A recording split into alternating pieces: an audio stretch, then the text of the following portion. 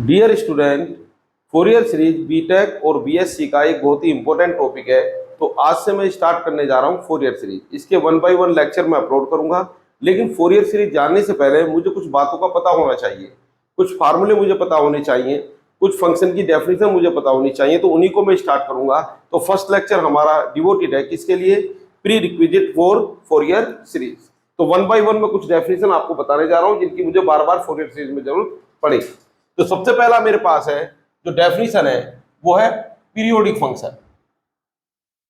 Periodic function किसको बोलेंगे? Periodic function ऐसा फंक्शन जो एक सर्टेन इंटरवल के बाद अपनी वैल्यू को रिपीट करता है। A function which repeats its value after a certain interval is called periodic function. तो किस तरह लिखेंगे इसको?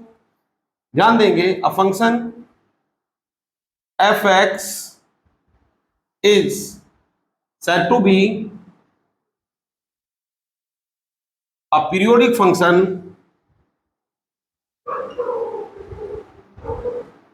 with period, जहां पीरियड से मतलब है वो सर्टेन इंटरवल जिसके बाद फंक्शन अपनी वैल्यू को रिपीट करता है। पीरियोडिक फंक्शन विद पीरियड, ये चलो पीरियड मैंने ले लिया इसका कैपिटल टी। इफ कंडीशन क्या है? F x plus t equal to f x. F x plus t equal to f x. इसका मतलब ये हुआ कि जो वैल्यू फंक्शन की पॉइंट एक्स पर है वही वैल्यू फंक्शन की किस पॉइंट पर है? एक्स प्लस टी पर। यानी टी इंटरवल के बाद, टी टाइम के बाद आप कुछ भी बोल सकते हैं, आपको फंक्शन वापस वही वैल्यू देने वाला है। तो ऐसे फंक्शन को बोलते हैं हम पीरियोडिक फंक्शन, और टी इसका क्या है? Period. For example sine x, ये वेल नोन फंक्शन है जो मैं लिख रहा हूं। Sine x and cos x are periodic function. ये दोनों ही कैसे फंक्शन है हमारे? पीरियोडिक। और भी पीरियोडिक फंक्शन है। अगर मैं ट्रिग्नोमेट्रिक फंक्शन की बात करूं तो 6 के 6 फंक्शन हमारे पीरियोडिक फंक्शन है। लेकिन फिलहाल मैं 2 फंक्शन लेके चल रहा हूं, sine x and cos x. These are periodic function with period. Period कितना है इनका? 2 पाई। अब चलिए इसको कैसे, मैंने पीरियड 2 पाई कहा तो मैं 1 बाय 1 इसको समझाता हूं आपको।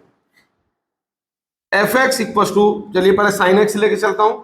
एफ एक्स इक्वल टू है मेरे पास साइन एक्स। अगर मैं यहां पर x की जगह लिख दूं x प्लस 2 पाई, तो यहां पर हो जाएगा साइन x प्लस 2 पाई। जैसा कि आप जानते हैं sine 2 pi plus x equal to again क्या आ जाएगा? Sine x। यानी जो फंक्शन की वैल्यू x एंगल पर थी वही वैल्यू किस पर है? 2 पाई प्लस x पर। इसका मतलब ये हुआ कि अगर मान लीजिए मैं कहूं कि किसी समय आपकी जो फंक्शन की वैल्यू थी वो x इंटरवल पर या x पॉइंट पर या x एंगल पर कुछ वैल्यू थी, तो हम करेंगे क्या कि 2 पाई इंटरवल के बाद अब कितना हो जाएगा इनके लिए? 2 पाई प्लस x। तो साइन आपको वापस वही वैल्यू देगा। तो इसका मतलब ये हमारा कैसा? पीरियोडिक फंक्शन विद पीरियड 2 पाई। लेकिन यहां पर मैं एक और इंपॉर्टेंट बात आपको बताने जा रहा हूं। अब जैसे आपने 2 पाई ऐड किया, अगर मान लीजिए मैं इसमें फिर 2 पाई ऐड कर दूं, वापस क्या ऐड कर दूं? 2 पाई। यानी एफ एक्स प्लस 4 पाई अगर मैं लिख दूं तो क्या बनेगा? साइन एक्स प्लस 4 पाई। यानी पहले तो आपने 4 पाई, पहले आपने 2 पाई ऐड किया फिर 2 पाई ऐड कर दी, तो मैंने डायरेक्ट 4 पाई लिख दिया। तो फिर इसकी वैल्यू क्या होगी? अब इसकी वैल्यू होगी 4 pi plus x equal to sine x. यानी वापस फंक्शन ने फिर हमें वही वैल्यू दी, कितनी? F x. फंक्शन ने अपनी वैल्यू को फिर रिपीट किया। तो इसका मतलब ये हुआ कि यहां पर आप अगर ये कहें कि sine x periodic function with period 4 पाई, तो डेफिनेशन के अकॉर्डिंग तो ये ठीक बात है। लेकिन इसको चलिए और आगे बढ़ाता हूं, उसके बाद बताऊंगा कि क्यों मैं इसको पीरियड को 4 पाई नहीं कहूंगा, 6 पाई लिखेंगे।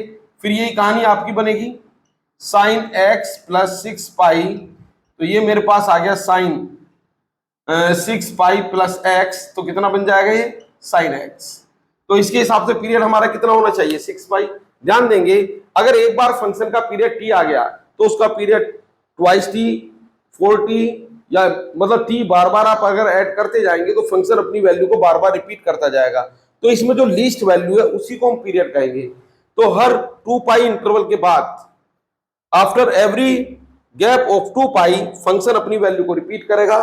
तो x प्लस 2 पाई पर जो वैल्यू है वो x प्लस 4 पाई पे भी आएगी, x प्लस 6 पाई पर भी आएगी, लेकिन इसमें जो पीरियड होगा वो होगा इनका लीस्ट, यानी 2 पाई, 4 पाई, 6 पाई में जो सबसे लीस्ट नंबर है वही उसी को क्या बोलेंगे हम, पीरियड। तो यहाँ पर पीरियड कितना हुआ इसका, 2 पाई। चलिए हम ज्यादा डिटेल में नहीं जाते हैं क्योंकि मुझे पढ़ना फोरियर सीरीज है, बस आप इतना जान लें कि अगर कोई फंक्शन एक सर्टेन इंटरवल के बाद अपनी वैल्यू को रिपीट करता है तो उसको बोलते हैं पीरियोडिक फंक्शन, और इसी के अकॉर्डिंग साइन एक्स हमारा क्या था, पीरियोडिक फंक्शन विद पीरियड 2 पाई।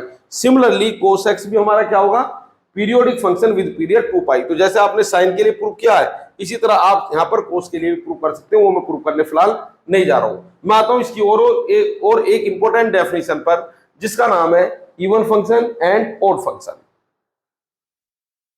चलिए अब कहानी लिखते हैं हम इवन एंड ऑड फंक्शन की। तो ये बहुत ही इंपॉर्टेंट फंक्शन है इवन ऑड फंक्शन, जो फोरियर सीरीज में काफी यूज में करने वाला हूं। तो सबसे पहले मैं डेफिनेशन लिखने जा रहा हूं यहां पर इवन फंक्शन की। तो क्या कहानी बनेगी, चलिए हेडिंग में तो मैं दोनों ही लिख देता हूं, even and odd function, even and odd function. सबसे पहले हम बात करेंगे इवन फंक्शन की। देखिए फोरियर सीरीज समझने से पहले इनका जानना बहुत जरूरी है, तो ये लेक्चर आप ध्यान से देखिएगा।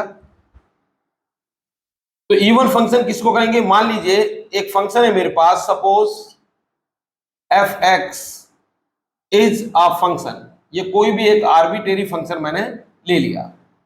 नंबर 1, इफ, ध्यान देंगे, if f minus x equal to f x, यानी अगर आपने एक्स को माइनस एक्स लिखा और फंक्शन वापस एज इट इज आ गया, तो तब हम कहेंगे then f x is called even function. तो क्या बोलेंगे हम इसको, इवन फंक्शन। फॉर एग्जाम्पल, मान लीजिए आपके पास एक फंक्शन है एक्स स्क्वायर, यानी एफ एक्स आपके पास क्या है, एक्स स्क्वायर। अगर यहां आप एक्स की जगह लिख दें माइनस एक्स, तो क्या बन जाएगा ये, माइनस एक्स का होल स्क्वायर, यानी f minus x equal to x square. मैं पूरा डिटेल में यहां पे लिखने जा रहा हूं। तो एफ माइनस एक्स इज, ये तो वापस एफ एक्स आ गया। इसका मतलब ये हुआ कि एफ एक्स जो है वो कैसा फंक्शन है, इज इवन फंक्शन।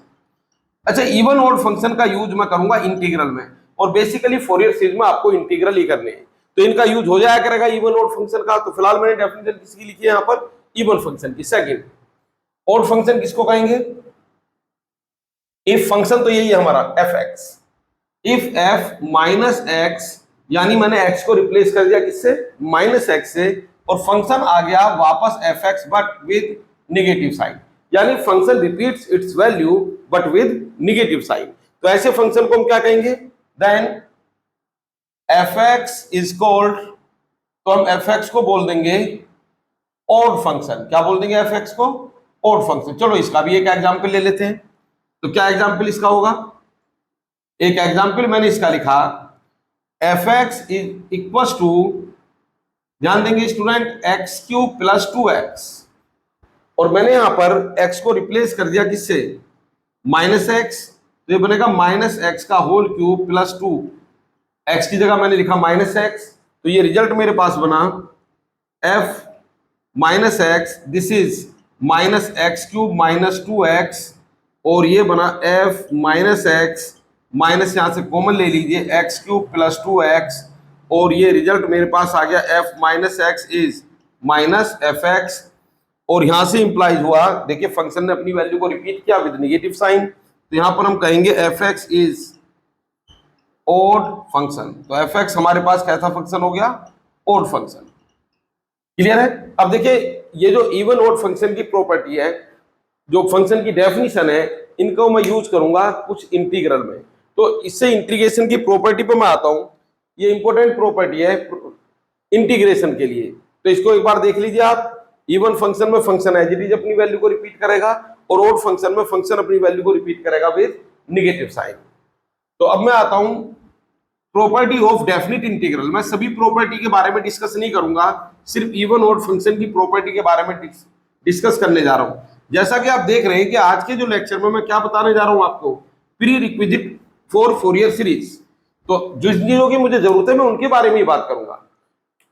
तो यहां पर प्रॉपर्टी ऑफ इंटीग्रेशन में मैं ज्यादा प्रॉपर्टी की बात नहीं करूंगा,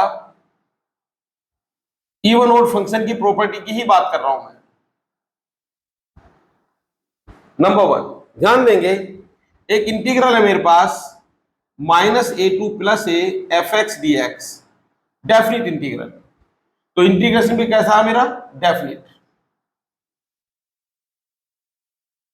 ध्यान देंगे, तो इस इंटीग्रल की एक खास बात है कि ये जो डेफिनिट इंटीग्रल है, जो इसमें लोअर लिमिट है वैसी ही अपर लिमिट है, बस साइन का फर्क है। जैसे -π to +π, -2 to +2। तो इस ऐसी सिचुएशन में आप इस इंटीग्रल की वैल्यू लिख सकते हैं twice of 0 to a f(x) dx का एक कंडीशन है, if f(x) is even function. अगर f(x) आपका इवन फंक्शन है तो आप इस इंटीग्रल की वैल्यू लिख सकते हैं। देखिए, इंटीग्रल तो आपको अभी भी करना पड़ेगा, लेकिन लोअर लिमिट आपकी 0 हो जाएगी और टोटल फंक्शन किससे मल्टीप्लाई हो जाएगा? टोटल इंटीग्रेशन 2 से मल्टीप्लाई हो जाएगा। दैट इज, ये कब आया होगा इवन फंक्शन? जब आपने x को -x लिखा होगा तो फंक्शन वापस वही आ गया होगा। तो इसमें आपको इसका बहुत ज्यादा यूज नजर नहीं आया इवन फंक्शन का, क्योंकि इंटीग्रेशन तो अभी भी करना है, सिर्फ आपको लिमिट रखने में थोड़ी आसानी हो जाएगी। अगर आप -a की जगह 0 पुट करेंगे लिमिट इंटीग्रल करने के बाद, तो वो रखना थोड़ा आसान हो जाएगा। Next, -a2 + a f(x) dx, इसमें क्या कहानी बनेगी? इस इंटीग्रल की वैल्यू आप डायरेक्ट 0 लिख सकते हैं, लेकिन कंडीशन क्या है? If f(x) is odd function. कैसा फंक्शन है f(x)? Odd function. That is, यहां पर प्रॉब्लम क्या है? इसका मतलब ओड फंक्शन का मतलब यह है कि जो आपके पास फंक्शन है वो रिपीट होगा, लेकिन विद नेगेटिव साइन। चलिए एक एग्जांपल के थ्रू इसको भी समझ लेते हैं। जो मैंने यहाँ पर लिखा है, ये दो प्रॉपर्टी मैं फोरियर सीरीज में काफी इनका यूज करने वाला हूं। तो जो भी मैंने आपको बताया एग्जाम्पल के थ्रू, इसमें मैं एक एक प्रॉब्लम यहाँ पर सोल्व कर देता हूं।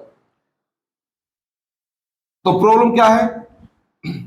एक सिंपलेस्ट प्रॉब्लम में लिख लेता हूं।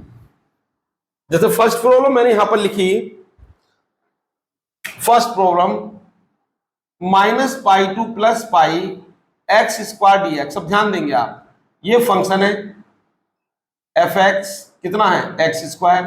चेक करो, x को अगर -x लिखा तो क्या बना? -x का होल स्क्वायर।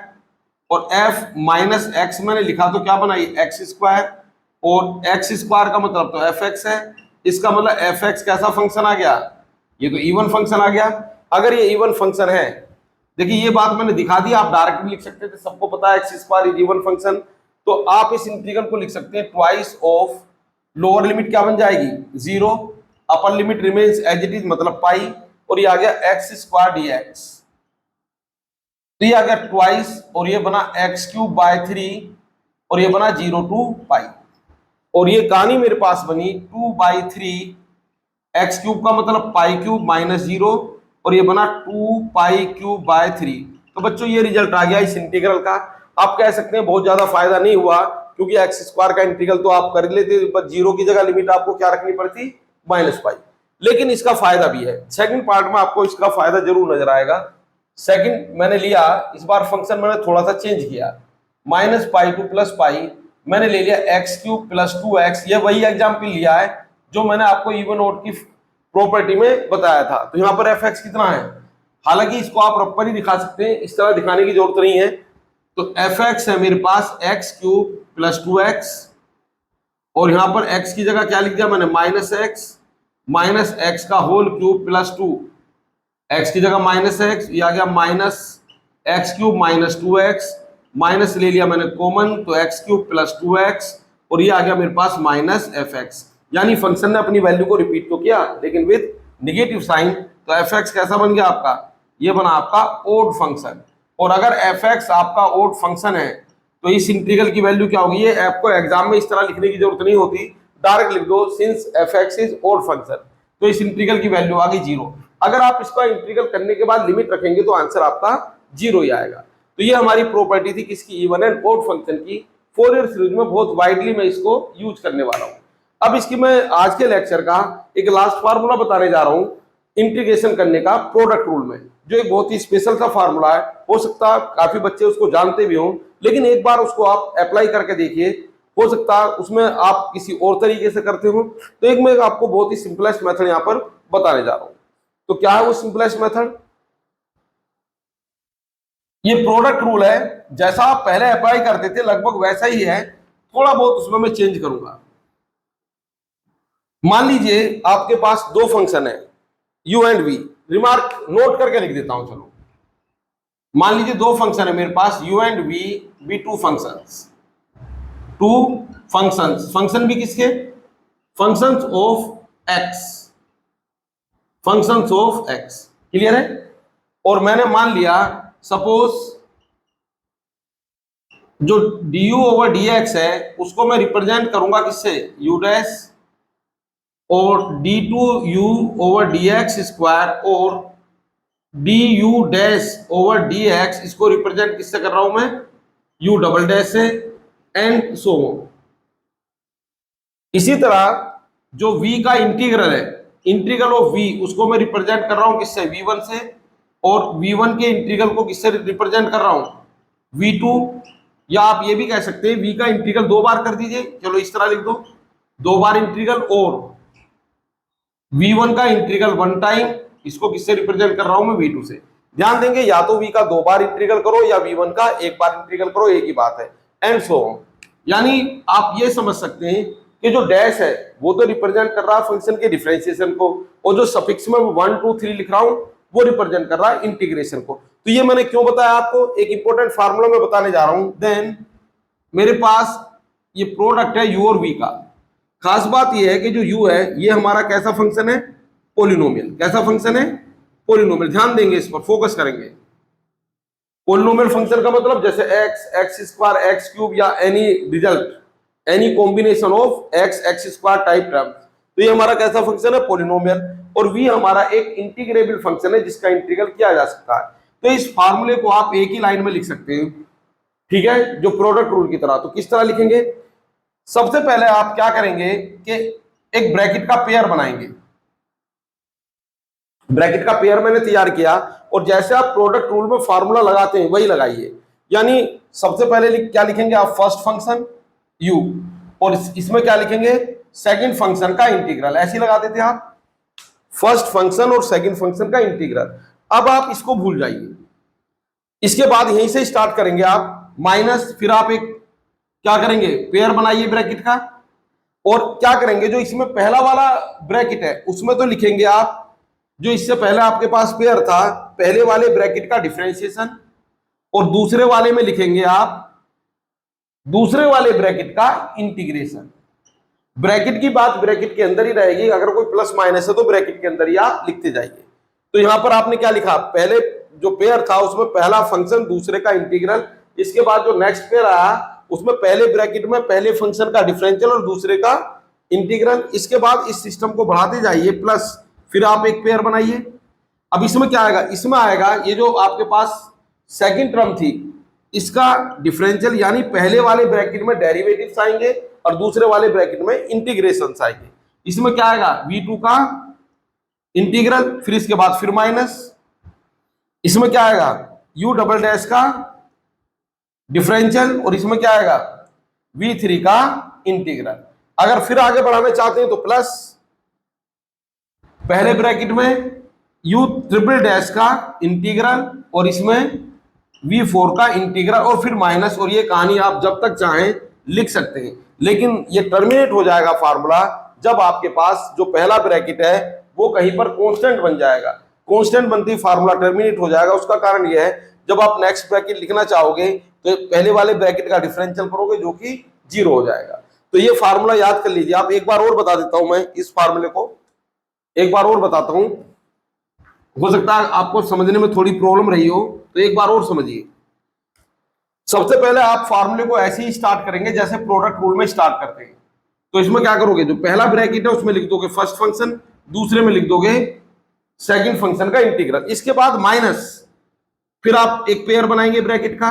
तो जो पहले वाला ब्रैकेट है उसमें लिख देंगे फर्स्ट फंक्शन का, जो यहां पर फंक्शन है उसका डेरिवेटिव, और इसमें लिख देंगे इसका इंटीग्रेशन। फिर प्लस लगा के फिर दो ब्रैकेट बनाइए, इसको मैंने रिपीट किया है। इसमें लिख देंगे जो पहला वाला फंक्शन है उसका डिफरेंशियल और इसका इंटीग्रल, फिर दो ब्रैकेट बनाइए।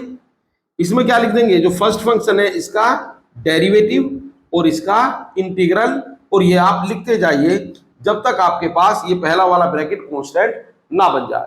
यानी फर्स्ट फंक्शन, दूसरे का इंटीग्रल, ये फंक्शन भूल जाइए, फिर इसी को आगे बढ़ाते जाइए। फर्स्ट ब्रैकेट का डिफरेंशियल, सेकंड ब्रैकेट का इंटीग्रल। एक प्रॉब्लम मैं सोल्व करने जा रहा हूं यहां पर, ठीक है। उस प्रॉब्लम से शायद मेथड आपको और ज्यादा क्लियर हो जाएगा। तो मैंने डैश से रिप्रेजेंट किया डेरिवेटिव और सफिक्स में 1 2 3 से रिप्रेजेंट किया है इंटीग्रेशन। एक क्वेश्चन मैं लिखने जा रहा हूं, जिस तरह के क्वेश्चन मुझे फोरियर सीरीज में करने होंगे लगभग उसी तरह की एक प्रॉब्लम मैं यहां पर सोल्व करने जा रहा हूं। तो प्रॉब्लम क्या है? प्रॉब्लम है मेरे पास x cube sine 2x dx। तो चलिए ये हो गया फर्स्ट फंक्शन यानी u की तरह, और ये हो गया सेकंड फंक्शन जो कि v की तरह है। तो फार्मूला इंप्लाइज कीजिए आप, क्या बनेगा फार्मूला? ये पहला ब्रैकेट, इसमें क्या आ जाएगा फर्स्ट फंक्शन, ये दूसरा ब्रैकेट, इसमें क्या आ जाएगा, ध्यान देंगे पहले ब्रैकेट में first function as it is आएगा जैसा प्रोडक्ट रूल में होता है, और सेकंड फंक्शन का क्या आएगा इंटीग्रल। तो साइन का इंटीग्रल क्या होगा माइनस कोस 2x और डिवाइडेड बाय x का कोएफिशिएंट 2 यानी 2x का डिफरेंशिएशन। काम खत्म। अब इसको भूल जाइए आप, इस पर कोई ध्यान देने की आपको जरूरत नहीं है। अब इसके बाद माइनस लगाकर फिर आपने ये दो ब्रैकेट बनाए। तो फर्स्ट ब्रैकेट चाहो इसके आगे लिख सकते हैं, मैं तो समझाने के लिए मैं इसको क्या लिखता जा रहा हूं, वर्टिकल फॉर्म में लिखता जा रहा हूं।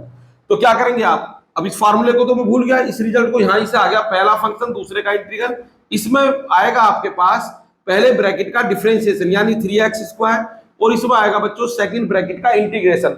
ब्रैकेट की बात ब्रैकेट के अंदर ही रहेगी, तो इस माइनस को उठा के बाहर नहीं लाएंगे आप, ब्रैकेट के अंदर ही इंटीग्रेट करो। तो माइनस कोस का कितना आ गया साइन 2x अपॉन फिर 2 से डिवाइड होगा, एक बार 2 पहले से था तो कितना आ गया 2²।